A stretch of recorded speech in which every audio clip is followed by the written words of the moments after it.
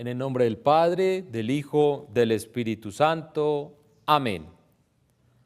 Hermanos muy amados, gran familia Televid, en esta santísima noche en la que nuestro Señor Jesucristo pasó de la muerte a la vida, la Iglesia invita a todos sus hijos, dispersos por toda la faz de la tierra, a reunirse para vigilar y orar.